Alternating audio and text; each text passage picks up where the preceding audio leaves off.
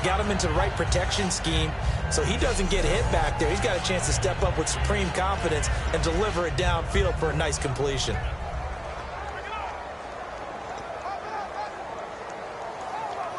So after that big gain, let's see what else the offense has up its sleeve.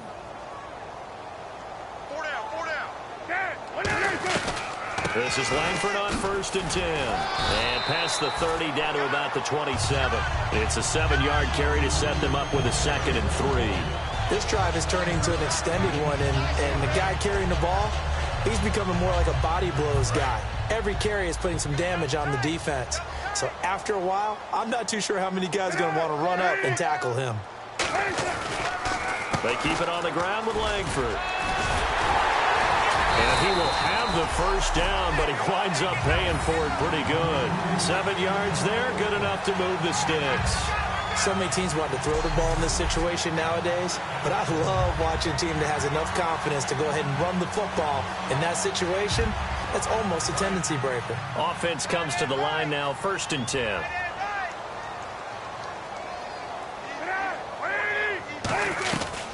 Langford again, busy man this afternoon. He'll get a You almost forget that someone has to carry the ball to gain the yardage. The leverage by the offensive line to create space up front, really well done. Offense walks to the line for play number 7 of the drive. They come out with 1 back and 3 tight ends. And he'll give it here to his running back. That'll wind up going for a loss of 4.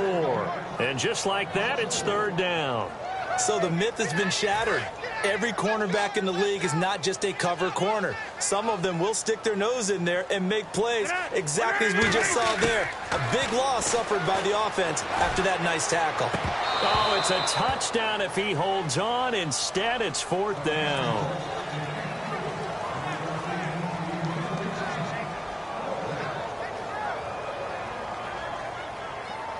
So 4th down, John Fox will turn it over to his field goal unit. It'll be from the right hash, and it'll be a 36-yarder. And he tugged this one badly. It's no good. Wide left. And this score will stay right where it is. So it's a 2nd missed field goal here in this 1st half. He'll have to think about that going forward. Maybe time for a little soul-searching as well. Yeah, the head coach might be looking towards the heavens because you wonder if this will affect the 4th down decision-making going forward.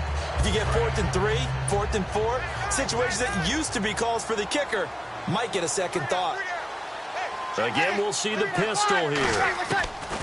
They'll come out throwing here on 1st down. Caught right side, it's Snead. And he's able to take this one up to the 35-yard line. Give him 10 yards on the pickup, and that'll make it 2nd and a foot or so. What I love about watching the passing game nowadays is that the one-dimensional receiver is really starting to leave the game. You've got to be able to do it all. Of course, you got to run fast. Of course, you got to catch the ball. But route running savvy and toughness, there's a premium for all of that now. So just 4 yards on the pickup, but that's good enough to extend the drive. And there's a nice completion to Kobe Fleener, and no one can be happier than Drew Brees. Yeah, he had Jimmy Graham for all those years, Ben Watson last year, and now coming south from Indianapolis, Fleener.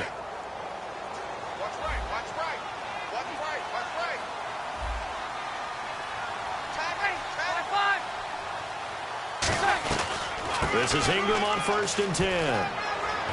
And he takes it past the 45 and down at the 46. It's a 6-yard gain on the ground, and that'll make it 2nd and 4. So much of the game today, we're looking for hybrid players, guys who can do a combination of jobs. And anyone who plays a strong safety position, now more than ever, is a hybrid-type player. Half defensive back that covers passes and half linebacker that makes tackles.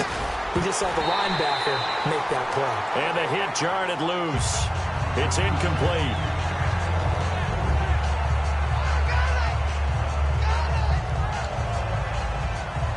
And the offense looks to pick up the first here on 3rd after that incompletion.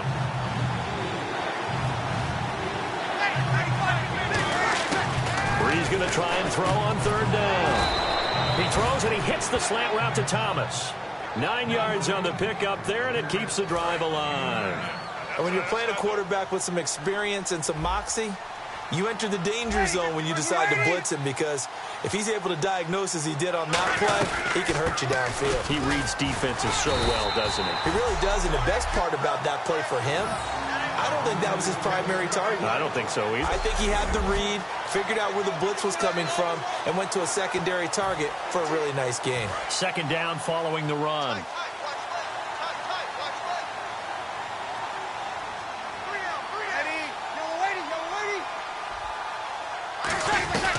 Back to the ground, this time with Ingram. And he'll be brought down at about the 42. Only a gain of a couple there. That leaves him needing about 7 here on third down. Partner, we know today's NFL is really built around the guy throwing the football. But these short runs, they still pay dividends because they can take their toll on a defense, and they can add up as the game goes along. And down he goes. A sack. They sack him back across midfield at about the 48-yard line. Well, they go play fake. The problem is nobody was faked out. And when no one's faked out, what's the end result? Quarterback gets hit. This is away and a very good kick angled for the sidelines. And now where will the side judge stop his walk? That's the question. He says it crossed out of bounds at about the 17-yard line. Alshon Jeffrey working his way back out there now to help lead this offense. He hasn't had his usual star-studded performance so far, but still the second quarter, and they're still up on the scoreboard. And sometimes even as a decoy, you can have a big impact on the game, and that's what we've seen thus far. They're still able to get it done. They found other ways. They haven't had to utilize him as a top priority just yet, but you know he's waiting and available. Yeah, now the question is, how will they utilize him here? So there on that play, offensively, they ran the crossing route. Defense was in zone coverage, so as a former DB, how tough is it to defend that? It's really difficult because your natural inclination is to chase the receiver and maybe leave your zone. So you have to have discipline in order to talk to your other coverage guys and let him know that that receiver's crossing from your zone to the next zone. He's coming your way. Make sure you have him. And then when the ball is actually thrown, secure the tackle. When they're moving on crossing routes, if you miss a tackle, it usually results in a big play. So many times you hear today's NFL described as a space game. Get your best players into space with the football in their hands. That's why sometimes you just swing it out to your runner, get him out in the flat, and let him have a chance to make people miss an open field. Well, that's not a run that's going to make any of the highlight tapes, but they've been moving it well all game on the ground. This is another one that keeps them moving forward. Cutler now.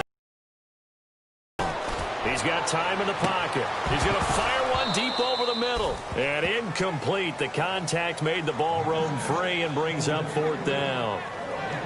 And when all else fails as a defender, when you're not there in the coverage, your best friend is exactly what we saw there. A big play shot taken by the offense. Unfortunately, it ended in a big drop. They'll indeed go for it with Cutler. And this is incomplete. Boy, a curious decision to go for it. Doesn't pan out. And the Saints are going to get it back and in great shape. So just shy of midfield. They tried it. Didn't work out. What did you think? I thought that they should have punted the ball away. Should have